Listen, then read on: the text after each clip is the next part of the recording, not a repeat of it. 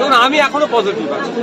এত খারাপ লাগছে, এত সমালোচনা হচ্ছে, তারপরেও বলছি বৃহত্তর স্বার্থে আমরা চাইছি না তৃণমূলের ওপরে বিক্ষুব্ধ ভোট কোনোভাবেই একটা বিজেপিতে যাবে। এই জোটটা আপনি কি ডায়মন্ডে দাঁড়াচ্ছেন?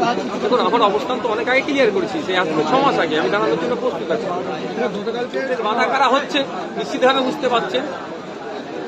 তারা চাইছেন না যারা 3-4 কারা আটকে আছে।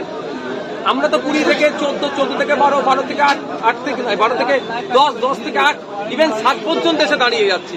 আর কতটা স্যাক্রিফাইস করবো? উনি কি হার জিতে বিশ্বাসী?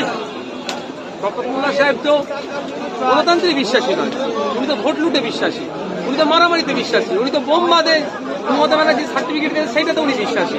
ওনাকে তো national human rights commission notorious criminal বলেছে, এটা তো উনি। ওনার দ্বারা এই গণতন্ত্রের গুলি ওনার মুখ থেকে আপনি কি ডায়মন্ডে কথা বলে দেবেন। সিপিএম, কংগ্রেস, আইএসএফ এখনো জোট হয়নি, জোট কি ভবিষ্যতে হতে পারে? দেখুন, আমি এখনো পজিটিভ আছি।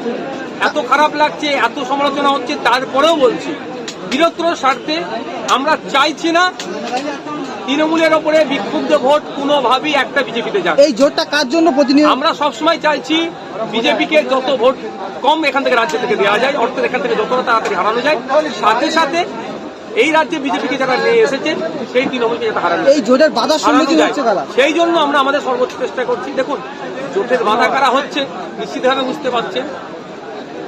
তারা চাইছেন না যারা 3-4 কারা আটকে আছে। আমরা তো 20 থেকে 14, 14 থেকে 12, 12 থেকে 8, 8 থেকে 12 থেকে 10, 10 থেকে 8, ইভেন 7 পর্যন্ত এসে দাঁড়িয়ে যাচ্ছি। আর কতটা স্যাক্রিফাইস করবো? বিধায়ক শওকত মোল্লা যেটা বলেছেন যে ডায়মন্ডে বিরোধীরা প্রার্থী দিতে ভয় পাচ্ছেন, হারার ভয়তে, কি বলবেন? দেখুন, ব্যাপারটা হচ্ছে ওনার মুখে তো আর গণতন্ত্রের গুলি শোনা যায় না। হারার ভয়ে ভয় পাচ্ছে, কি সময় কথা বলবে সেটা সময়ের সাথে সাথে হবে। তবে উনি কি হার জিতে বিশ্বাসী? শওকত মোল্লা সাহেব তো গণতন্ত্রে বিশ্বাসী নয়, উনি তো ভোট লুটে বিশ্বাসী, উনি তো মারামারিতে বিশ্বাসী, উনি তো বোম বাদে মমতা ব্যানার্জি সার্টিফিকেট দেন সেইটা তো উনি বিশ্বাসী।